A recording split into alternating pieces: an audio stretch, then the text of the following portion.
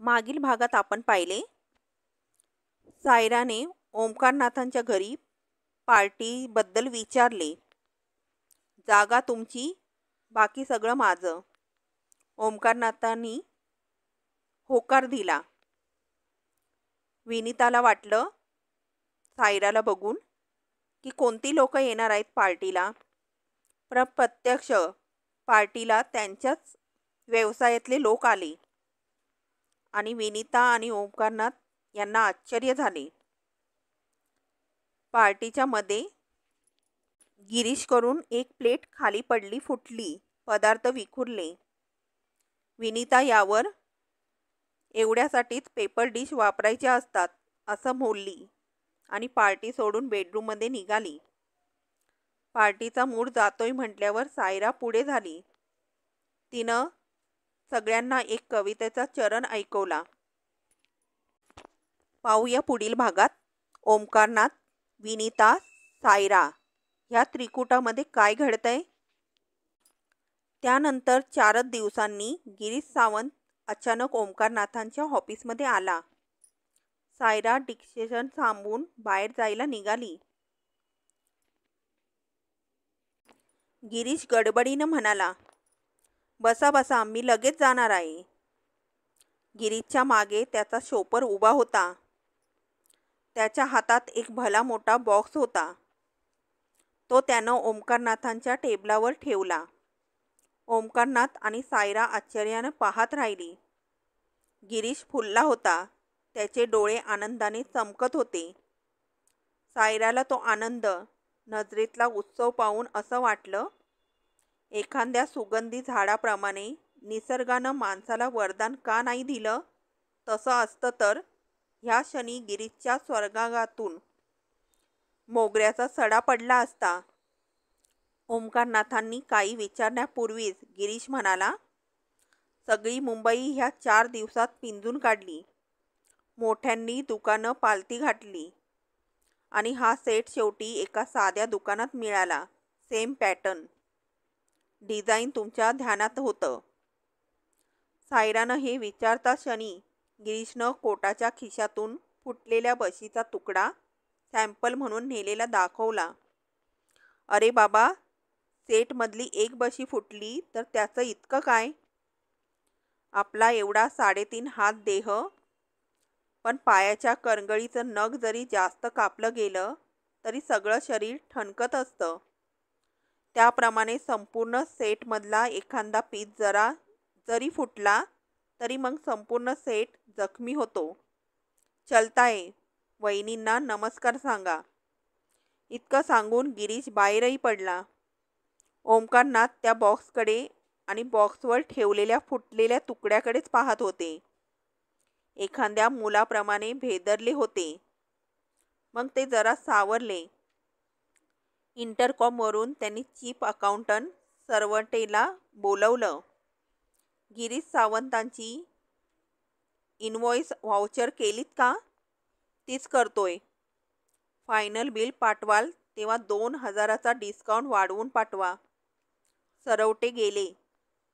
ओमकारनाथ जरा सैलावले. सर. सायरानं अशा सुरात हाक मारली की त्यामुळे ओमकारनाथ कावरेबावरे व्हावेत. त्यांनी तिच्याकडे बघायचं टाळलं. सायरा न बोलता निघाली. तिच्या संभाव्य कॉमेंट्सपेक्षा तिचं गप्प राहणं जास्त काळ मागे रेंगाळणार याची धास्ती वाटून ते म्हणाले, तुम्ही काहीतरी विचारणार होतात का. सायरा घुटमळत म्हणाली, न विचारता समजलं म्हणून जाते. काय समजलं. सर, तुमची नजर जेव्हा बॉक्सवर होती तेव्हा मी मिस्टर सावंताच्या डोळ्यातून फुलांचा सडा सांडताना पाहत होते. आपल्या दोघात इतकं अंतर आहे. माझं बोलणं तुमच्यापर्यंत पोचणार नाही. म्हणजे काय. आनंद अश्रूंची वाउचर फाडता येत नाहीत sir. Just a minute. Saira थांबली. तुम्हाला नेमकं काय म्हणायचं आहे. गिरीश व्यापारी आहे. तुम्ही दिलेल्या सवलतीचा अर्थ त्याला समजणारच. तो तुमची तेव्हा किती कीव करील हे लक्षात येऊन मी न बोलता निघाले होते. हा डिनर सेट जसा तुम्हाला महाग नाही तसाच गिरीशलाही, पण तुम्हाला जे प्रचंड प्रमाणात महाग आहे, न परवडणार आहे, ते गिरीशनं जाता जाता केलं. मधमाशीला फुलांनी सहज मत द्यावा तसं. ओंकारनाथांनी नुसतं वेगळ्या नजरेनं पाहिल्यावर सायरा म्हणाली, तुम्हाला प्रेम परवडत नाही म्हणून तुम्ही गिरीशच्या नजरेतल्या महोत्सवाला पारखे झालात. ओंकारनाथांनी बेल वाजवली. समोर आलेल्या शिपायाला परस्पर परतवून सायरा म्हणाली, 2000ची सवलत देणं न देणं सर, दोघांनाही गौण आहे. त्यापेक्षा आपण प्रेमाला इतकं का घाबरतो याचा शोध घेणं मला जास्त जरुरीचं वाटतं. जगातला सर्वोच्च आनंद निर्भयतेत आहे आणि माणसाला निर्भय करण्याचं सामर्थ्य फक्त प्रेमात आहे. सर, फक्त 2.5 अक्षर प्रेम आणि भक्ती. भावना अनावर झाल्यानं सायऱ्याला भक्ती हा शब्दही स्पष्ट उच्चारता आला नाही. ती आपल्या केबिनमध्ये न जाता सरळ ऑफिसच्या बाहेर पडली. समोरच्या डिनर सेटच्या बॉक्समध्ये आपले तुकडे होऊन पडलेत असं वाटून ओंकारनाथांनी डोळे मिटून घेतले. 2 दिवस सायरा कामावर आली नाही. तिनं सर्वटेंना फोनवर तसं कळवलं. समोरचा फ्लॉवरपॉट रिकामा होता.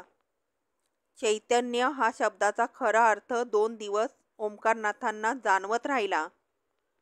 सतत डोळ्यासमोर सायरा दिसू लागली. ती काहीतरी ऐकवत आहे असा भास होऊ लागला. तिच्या स्पष्ट, क्वचित परखड, कायम आपल्याला निरुत्तर करणाऱ्या, अहंकाराला डिवचणाऱ्या बोलण्यात काहीतरी झपाटून टाकणारं आहे. ते बोलणं ऐकताना तिचा राग येत होता की स्वतःचा, हे कोडं सुटलं नाही. आपण खरोखर प्रेमाला घाबरतो का? प्रेम करायला घाबरतो की स्वीकारायला?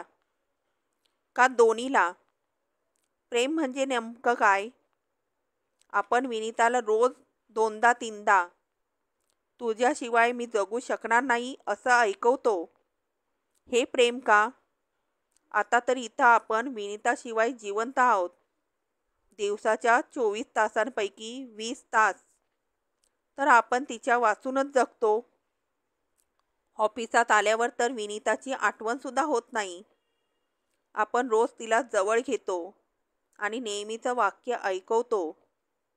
ओंकारनाथांनी आत्ताही ते सरावानं वाक्य उच्चारलं आणि तसं करताना हातांनी बोटं मोडून शब्द मोजले. 14 अक्षरं. छे, जोडाक्षरं धरून 14.5 अक्षरं. ह्यात प्रेम ही 2.5 अक्षरं आहेत.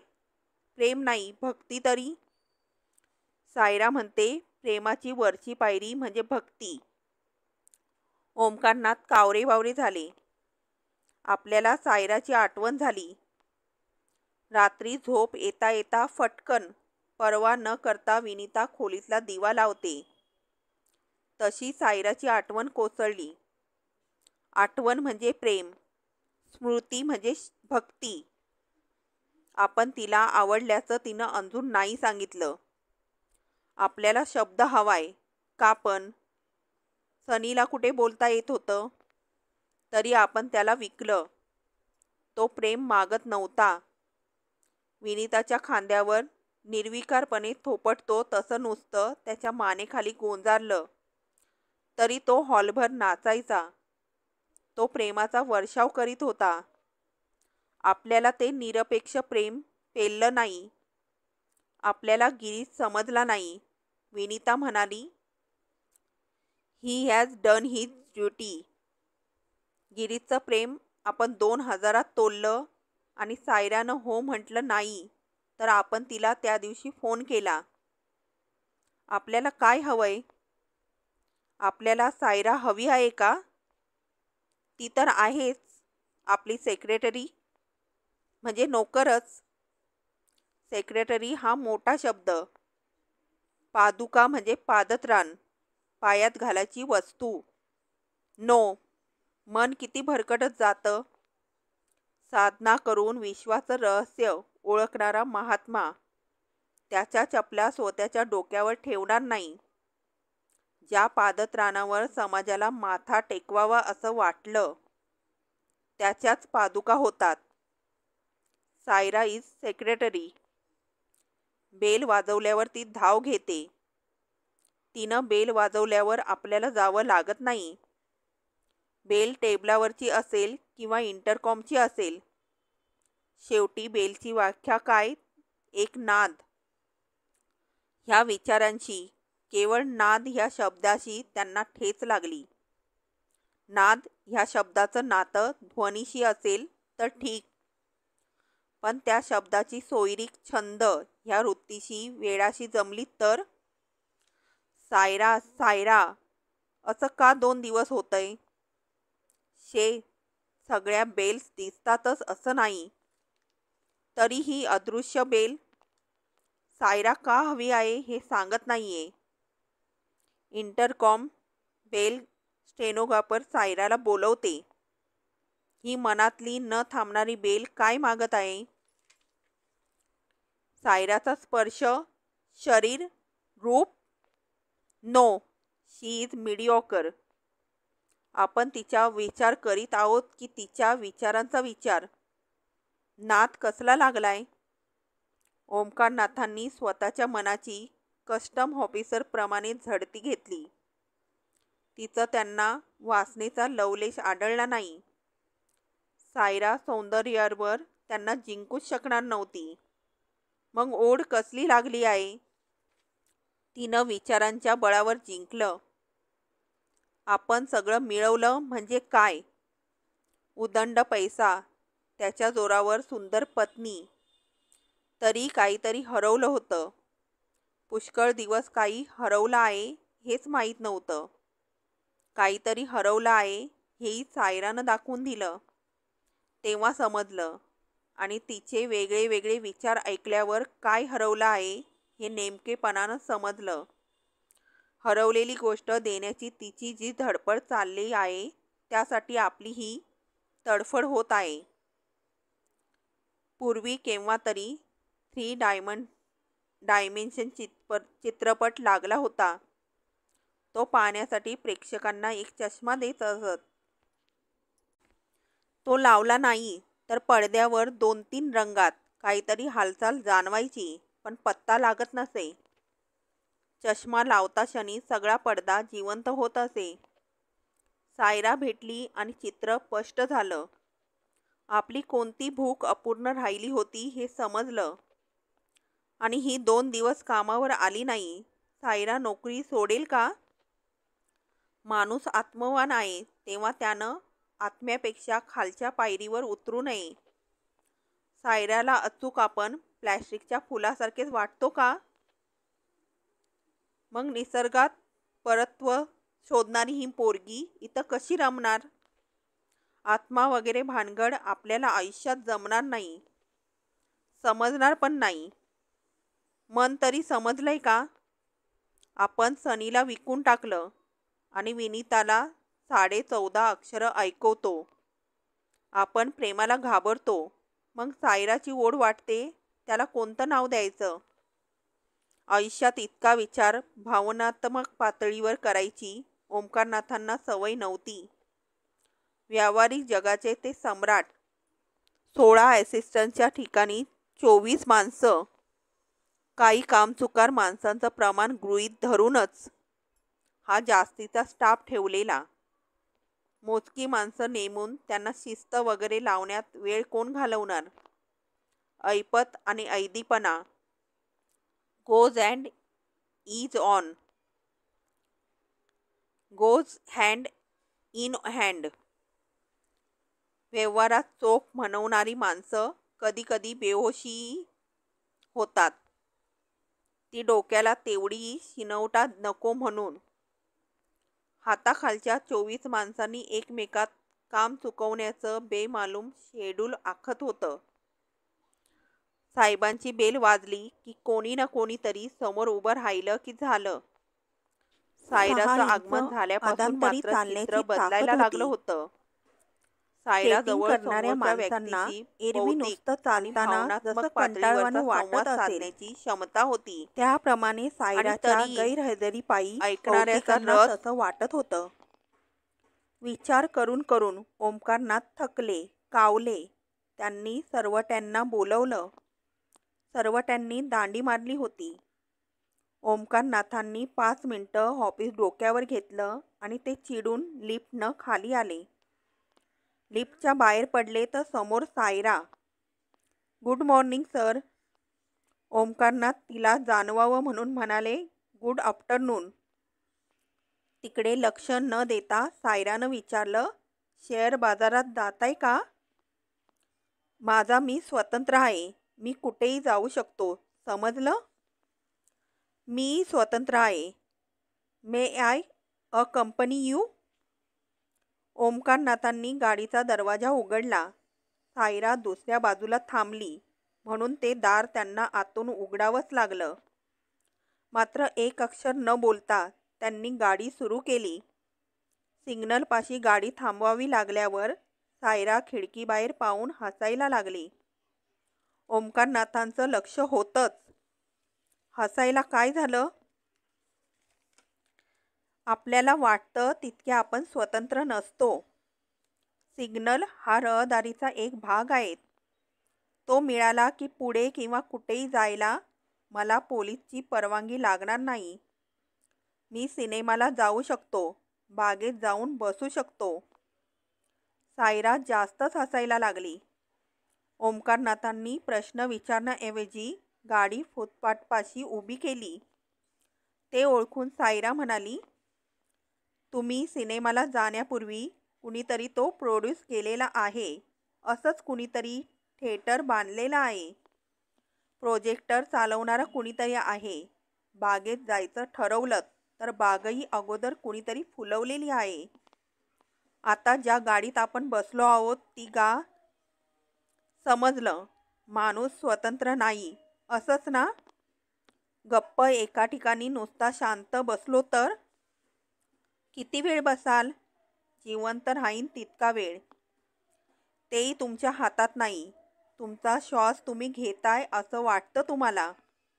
ओमकारनाथांनी गाडी सुरू केली. कुठं जायचं? सायरानं विचारलं. तुम्ही म्हणाल तिकडे. सरवटेंच्या घरी चला. नॉनसेन्स. त्यानं आज दांडी मारली. अत्यंत टॅलेंटेड आहे. मनात येईल तेव्हा वाघासारखं काम करतो, पण बेभरवशाचा. कधी दगा देईल भरोसा नाही. स्टाफच्या बोडक्यावर एवढा खर्च करतो, पण जाणीव नाही एकालाही त्याची. सरवटेंच्या मुलाला ॲक्सिडेंट झालाय. हा? तुम्हाला काय माहीत? त्यांच्या बायकोला रजा मिळत नाही म्हणून 2 दिवस मी त्यांच्या मुलाजवळ बसले. आज मी कामावर आले म्हणून सरवटे लेकाजवळ थांबलेत. ओमकारनाथ न बोलता सायरा सांगेल त्या दिशेनं गाडी चालवीत राहिले. मध्येच एका दुकानापाशी थांबून सायरानं एक मोठा कॅडबरी चॉकलेटचा डब्बा घेतला आणि तो ओमकारनाथांना म्हणाली, हा डब्बा तुम्ही त्याला द्या. ओमकारनाथांचा एक हात ड्रायव्हिंग करता करता पाकिटाकडे गेला. सायरा पटकन म्हणाली, मी तुम्हाला वेगळं मानित नाही. ओमकारनाथांनी पटकन तिच्या हातावर हात ठेवून तो दाबला. सायरानं हात सोडवूनही घेतला नाही आणि प्रतिसादही दिला नाही. हात काढून घेत ओमकारनाथ म्हणाले, आय एम सॉरी. सायरा हसून म्हणाली, एखाद्या तानेला कडकडून टाळी दिल्यावर कुणी सॉरी म्हणत नाही. उत्कृष्ट आशय आविष्कारासाठी पटकन शॉर्टकट शोधतो. टाळी म्हणजेच रसिकांनी मनातल्या मनात कलावंताला केलेला तो स्पर्शच असतो. सरवटे त्या दिवसापासून संपूर्ण बदलला. त्या दिवसापासून म्हणण्यापेक्षाही तो 8 दिवस कामावर आला नसतानाही त्याला मास्टरवर गैरहजर मानलेलं नव्हतं हे पाहून तो बदलला. कामावर आला आणि तसाच तो ओमकारनाथांसमोर मास्टर सकट गेला. सर, मी 8 दिवस घरी असूनही मला माहीत आहे सगळं. नियमावर बोट ठेवायला आणि सोयीप्रमाणे बोटावर नियम नाचवायला हे सरकारी ऑफिस नाही. त्या दिवसापासून सरवटेनं कात टाकली. 8 दिवसाचं तुंबलेलं काम त्यानं फायली घरी नेऊन 3 दिवसात संपवलं. सायरा केव्हा तरी म्हणाली, सगळ्या माणसांना पैशानं बांधून ठेवता येत नाही. जे हवं असतं ते प्रथम द्यावं लागतं. केवळ सरवटेचंच नव्हे तर त्या दिवसापासून ओमकारनाथांनी पण कात टाकली. एके दिवशी सायराच्या लक्षात आलं ते ओमकारनाथांनी तिच्याकडून सहीसाठी बॉलपेन मागितलं तेव्हा. त्यांचा क्रॉस सेट टेबलवर नव्हता. सायरानं त्या रिकाम्या स्टँडकडे पाहिल्यावर ओमकारनाथ म्हणाले, महेश कंपनीचा डायरेक्टर आला होता. त्यानं विचारलं, हा सेट कुठे मिळतो? मी म्हणालो इथेच आणि दिला. जरा वेळ थांबून ते पुढे म्हणाले, रोज वापरून वापरून तो सेट इतका परिचयाचा झाल्यानं त्याच्याबद्दलची लालसा कशी कुणास ठाऊक कमीच झाली. ओमकारनाथांच्या चांगुलपणानं सरवटे इतका भारावून गेला होता की त्यानं केव्हा तरी त्यांची जन्मतारीख शोधून काढली, सगळ्यांकडून वर्गणी काढली आणि सगळ्या स्टाफनं त्यांना क्रॉसचा सेट दिला. ही योजना सायराचीच असं समजून ओमकारनाथांनी तिला तिची जन्मतारीख विचारली. ती पटकन म्हणाली, तुमच्या वाढदिवसाचं श्रेय तुम्ही मला देऊ नका. मी सगळी सरवटेंची कल्पना होती एकट्याची. मी फक्त कॉन्ट्रीब्युशन दिली. प्रेझेंट तुम्ही सुचवलं असेल. माझ्याप्रमाणे सगळ्या स्टाफला तुमच्या टेबलावर सेट दिसत नाही हे समजलं होतं. ओके, आय बिलीव्ह दिस. तरी तुम्हाला तुमची बर्थडे सांगायला काय जातं? स्टाफमधल्या प्रत्येक जणाची विचारा, मग माझी सांगते. प्रत्येकाचा बायोडेटा चेक करा आणि हे काम तुम्हीच करा. आणखी एक सुचवू? अवश्य. सगळ्यांना त्यांच्या आडनावानं हाक न मारता त्यांच्या स्वतःच्या नावानं बोलवीत जा. अंतर कमी होईल. आज प्रथमच आपला नवरा सगळ्या शोकेसेस उघडून काय शोधतोय ते विनीताला समजेना. काय शोधताय? आपण एक वॉकमन घेतला होता ना? आपल्याकडे 4 आहेत. कुठे आहेत? विनीतानं निर्देश केलेलं कपाट ओमकारनाथांनी उघडलं. त्यातले 2 बॉक्स वॉकमन तर रॅपरसहित पडले होते. त्यातला एक ब्रीफकेसमध्ये ओमकारनाथांनी ठेवल्यावर विनीतानं विचारलं, त्यांचं काय करणार आहात? उमेशचा आज वाढदिवस आहेस. उमेश कोण? माझा ॲसिस्टंट. त्याला आडनाव नाही वाटतं? आडनाव सगळ्या फॅमिलीला असतं, नाव फक्त ज्याचं त्याचं असतं. सायरासारखं म्हणा की. तसं समज. उमेशचं वय काय? असेल 40च्या आत. इतक्या मोठ्या माणसाचे वाढदिवस आणि त्यासाठी प्रेझेंट? गंमतच आहे. तुझ्या त्या प्रत्येक हिंदी सिनेमातल्या घोड्यासारख्या हिरोईनचे वाढदिवस पाहताना तुला गुदगुल्या होतात ना? प्रेझेंटचा खर्च करावा लागत नाही म्हणून. तिकीट फुकट मिळतात का? परवडतात म्हणून जातो. तुमचं वाया गेलं तरी? मग हेही परवडतंय. तुम्हाला परवडत असेल. 4 वॉकमॅनपैकी एकदा तरी त्यातला वापरलास का? सगळेच वापरायला हवे होते, म्हणजे घरातून असे गेले नसते.